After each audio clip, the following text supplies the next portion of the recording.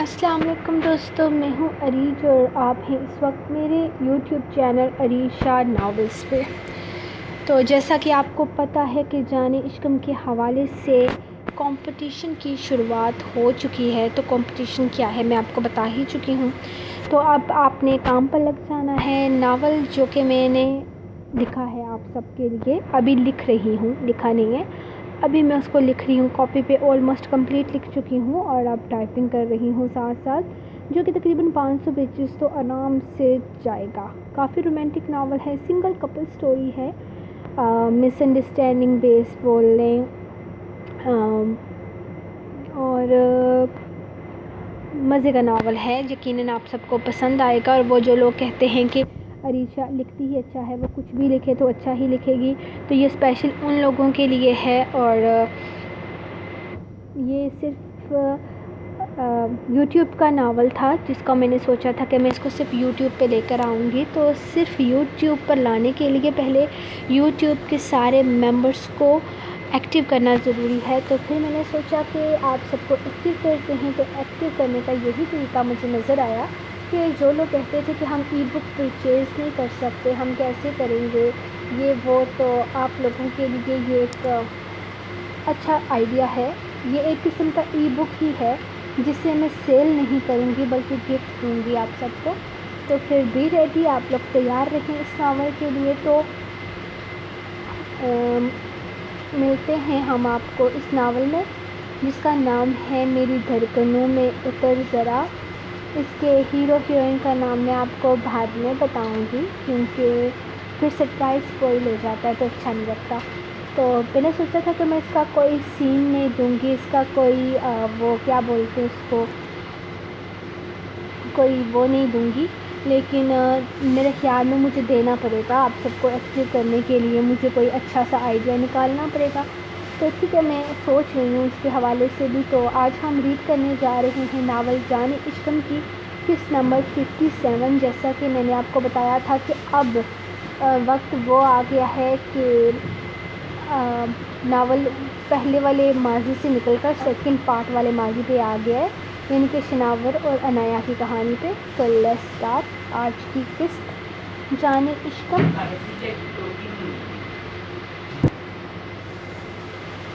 تحریر عریج شاہ۔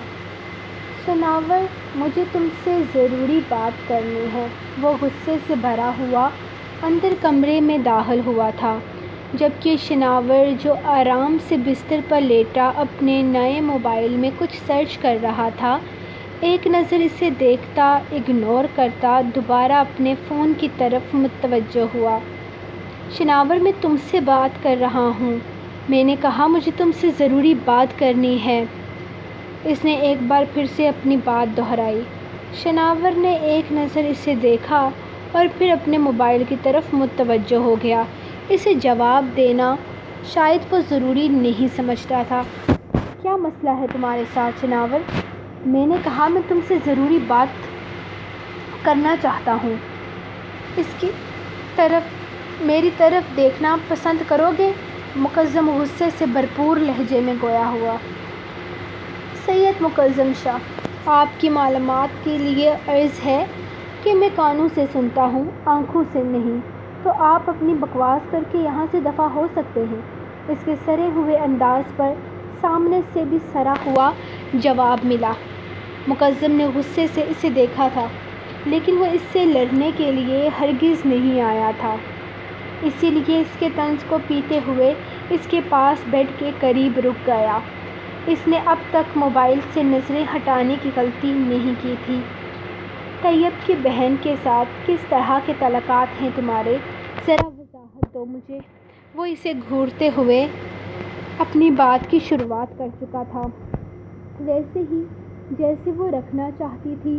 اور یہ میرا پرسنل میٹر ہے، تو آپ اپنے غصے سمیت یہاں سے جا سکتے ہیں۔ وہ اسے جواب دے کر پھر اپنے موبائل کی طرف متوجہ ہوا تھا۔ طیب میرا بہت اچھا دوست ہے شناور، تم اس کی بہن کو اس طرح گندی نگاہوں سے کیسے دیکھ سکتے ہو؟ شرم آنی چاہیے تمہیں، وہ کسی کی بہن، کسی کی بیٹی ہے۔ اس کا لہجہ انتہائی توہین آمیز تھا، جیسے وہ اس کی ذات پر الزام لگا رہا ہو۔ کسی کی بہن، کسی کی بیٹی خود مجھے اپنا نمبر دے کر کہتی ہے کہ وہ مجھ سے رابطہ رکھنا چاہتی ہے، تو اس میں میرا کوئی قصور نہیں۔ بندہ بشر ہوں، کوئی فرشتہ نہیں، اور ویسے بھی عورت خدا کی سب سے خوبصورت تخلیق ہے۔ اس کی ذات سے منہ پھیرنا بہت بڑا گناہ ہے، اور میں ایسے گناہ نہیں کرتا۔ اور اپنے دوست صاحب سے کہو کہ تمہیں میری شکایتیں لگانے کے بجائے اپنی بہن کو سنبھالیں۔ اس کے ہاتھ میں جو موبائل ہے نا، اس کا نمبر میرے علاوہ بہت سارے لوگوں کے پاس ہے جن کے ساتھ وہ آدھی رات تک گفتگو کرتی ہے۔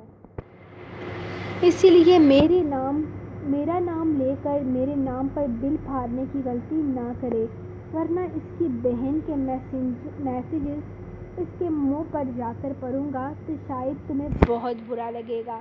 اس لیے بہتر ہے کہ اس کو کہو اپنی بہن کو سنبھالے۔ کوئی بھی مرد عورت کی عزت تب تک نہیں کرتا جب تک وہ خود اپنی عزت نہیں کرواتی۔ یہ بات یاد رکھنا۔ اب تم یہاں سے جا سکتے ہو۔ یہ وقت میرا بہت مصروف ہوتا ہے۔ وہ اپنے موبائل پر آنے والی کال کو دیکھتے ہوئے کہنے لگا۔ اس نے اس کے موبائل کی اسکرین کو دیکھا تھا جہاں نادیہ نام سے نمبر جگمگا رہا تھا، اور یقیناً نادیہ نام کسی اور کا نہیں بلکہ اس کے دوست طیب کی بہن کا تھا۔ وہ اپنے دوست سے ایسا نہیں کہہ سکتا تھا کہ تم اپنی بہن کو سنبھالو، کیونکہ شناور کا صرف اسی لڑکی سے نہیں اور بھی بہت لڑکیوں سے کانٹیکٹ ہے۔ وہ اپنے فارغ اوقات میں اکثر لڑکیوں سے فون پر گفتگو کرنا پسند کرتا تھا، لیکن اس کی ایک لمٹ تھی جس سے آگے وہ کبھی بھی نہیں بڑھتا تھا۔ وہ جس طرح سے گیا تھا اسی طرح اس کے کمرے سے باہر نکل آیا تھا۔ اس کا ارادہ تھا کہ وہ چاچو کو یہ بات بتائے گا۔ ممکن تھا کہ چاچو اس کی بات کو سمجھ کر اس سے طیب کی بہن سے دوبارہ رابطہ نہ کرنے کا کہہ کر اس کی عزت اس کے دوستوں کے سامنے رکھ لیتے۔ طیب نے کل ہی اسے بتایا تھا کہ تمہارے کزن میری بہن کے ساتھ فون پر کال کرتا ہے۔ میری بہن نے خود مجھے بتایا ہے کہ یہ تمہارا کزن ہے۔ تمہارا کزن میری بہن کو بگاڑ رہا ہے، اسے غلط راستے پر لے کر جا رہا ہے۔ اس کی بہن اسے بھی کئی دفعہ اشاروں میں اپنی طرف متوجہ کرنے کی کوشش کر چکی تھی، لیکن وہ اس کے دوست کی بہن تھی، اس کی بہت عزت کرتا تھا۔ شناور کی وجہ سے وہ بہت شرمندہ ہوا تھا اور اس نے اس سے وعدہ کیا تھا کہ وہ شناور سے اس بارے میں ضرور بات کرے گا، لیکن شناور اس کی کسی بھی بات کو سمجھنا چاہتا ہی نہیں تھا۔ تائی امی کے بھائی کا انتقال ہو چکا تھا اور کافی وقت سے بیمار تھے۔ ان کی بیوی 3 سال پہلے ہی دنیا سے رخصت ہو چکی تھی اور اب وہ بھی ان کو چھوڑ کر چلے گئے تھے۔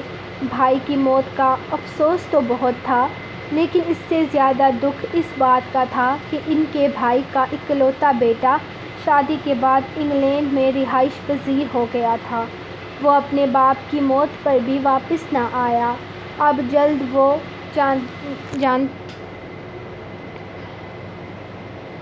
جب وہ جانتا تھا کہ امریش اس کی ذمہ داری ہے، وہ اس بات کو مکمل نظر انداز کر چکا تھا۔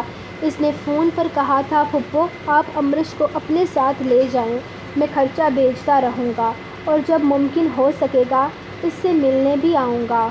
آپ لوگ وہیں کوئی اچھا لڑکا دیکھ کر اس کی شادی کروا دیجیے۔ اور اپنے بھتیجے کی یہ بات سن کر وہ اپنی بھتیجی کو اپنے ساتھ اپنے گھر لے آئی تھی۔ سب لوگوں کو امریش کے ساتھ دلی ہمدردی تھی۔ وہ اپنے ماں باپ، اپنے سہرے کو کھو کر آئی تھی۔ سب لوگ اسے بہت اہمیت دے رہے تھے، سوائے چاچی بیگم کے۔ وہ کسی کو بھی اہمیت نہیں دیتی تھی، نہ جانے مہربان شاہ سے کس طرح سیدھے منہ بات کر لیتی تھی۔ شادی کی شروع میں تو وہ بہت ہی اچھی طرح سے سب کے ساتھ رہ رہی تھی، لیکن وقت کے ساتھ ساتھ انہوں نے بھی اپنے خوب رنگ دکھائے تھے۔ وہ تو اس حویلی میں مالکن کا رتبہ حاصل کرنا چاہتی تھی، لیکن گھر کی بڑی بہو نے اس عہدے کو بہت اچھی طرح سے سنبھال رکھا تھا۔ اس خاندان میں جتنی اہمیت تائی امی کی تھی اور کسی کی نہیں تھی۔ گھر کے کسی بھی بیٹے نے آج تک ان کے سامنے اونچی آواز میں بات نہیں کی تھی، اور انہوں نے بھی تو ان پانچوں کو اپنا بچہ بنا کر پالا تھا۔ چاچی بیگم تو اس گھر میں صرف شروع کے چند دن اچھے سے گزارے تھے، اس کے بعد دونوں نے اپنے انداز سے بتا دیا تھا کہ وہ عبداللہ سے کوئی تعلق نہیں چاہتی اور نہ ہی باقی کسی کے ساتھ رشتہ داریاں نبھائیں گی۔ ان کا کام اپنے شوہر کا خیال رکھنا ہے اور وہ یہ فرض بہت اچھی طرح سے ادا کر رہی ہیں۔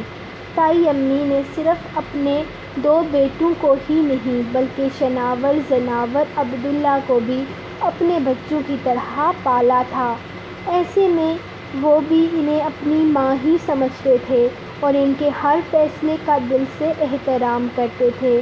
اب اس گھر میں امریش کی آمد سے پہلے ہی وہ بتا چکی تھی کہ وہ بیچاری ایک یتیم بے سہارا لڑکی ہے جسے وہ اپنے گھر میں بہت عزت اور احترام سے رکھنا چاہتی ہیں، جس پر کسی کو کوئی اعتراض نہیں تھا۔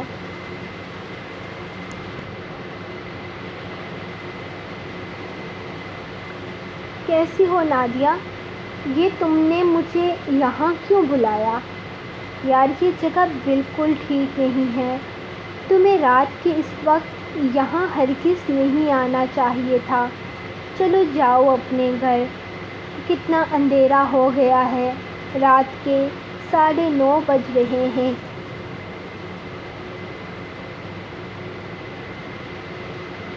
تمہیں اس طرح سے اکیلے گھر سے نہیں نکلنا چاہیے۔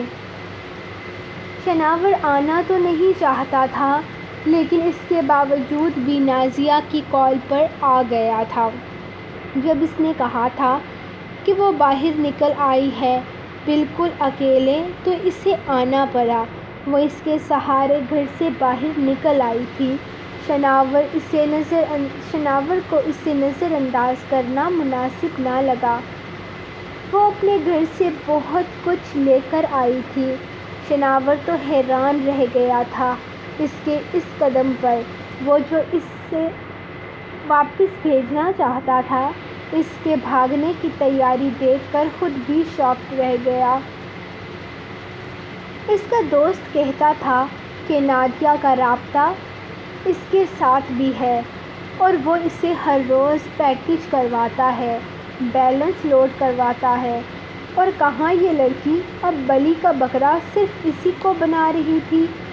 گھر والے میری شادی کروانا چاہتے ہیں، آؤ ہم دونوں بھاگ کر شادی کر لیتے ہیں۔ میں ہرگز اس آدمی سے شادی نہیں کروں گی، وہ اس کا ہاتھ تھامتے ہوئے اس سے کہنے لگی تھی، جبکہ وہ اگلے ہی لمحے اپنا ہاتھ اس کی گرفت سے نکال چکا تھا۔ تمہارے گھر والے تمہاری زندگی کا بہترین فیصلہ کریں گے، جہاں وہ کہتے ہیں وہاں شادی کر لو۔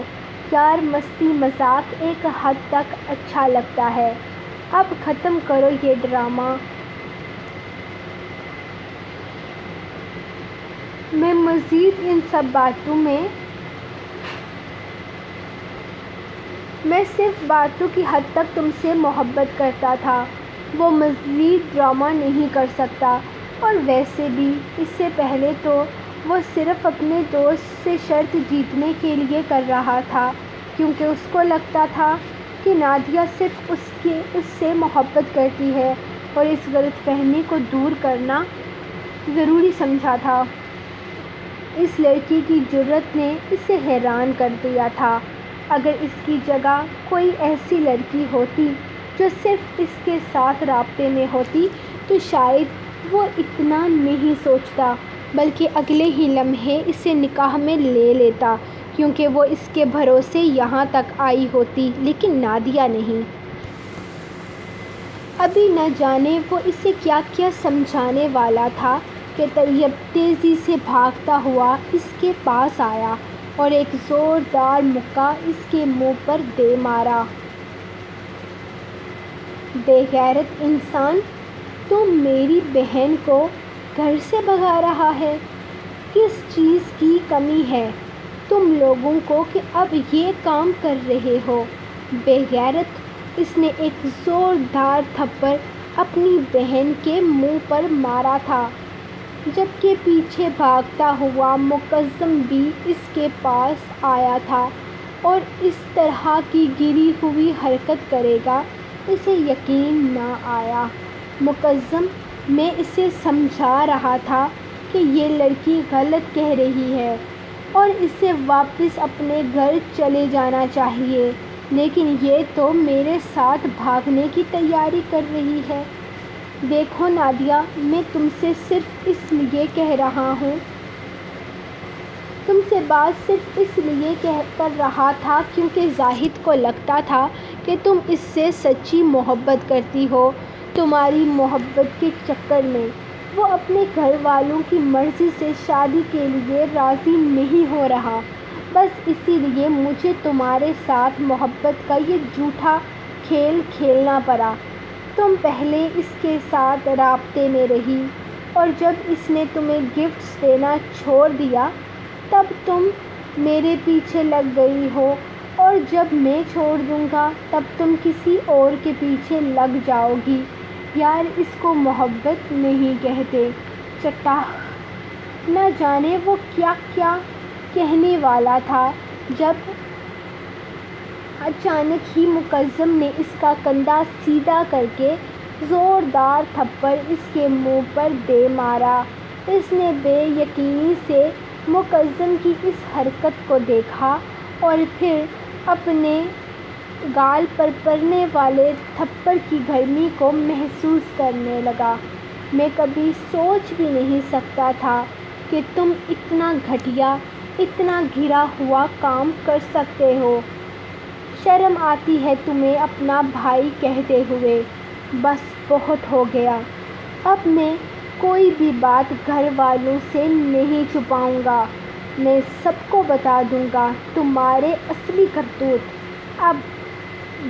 آج تمہیں پتہ چلے گا جب تم سب گھر والوں کے سامنے جواب دو گے۔ وہ اسے دیکھتے ہوئے بول رہا تھا جبکہ شناور کا ہاتھ اب تک اپنے گال پر تھا۔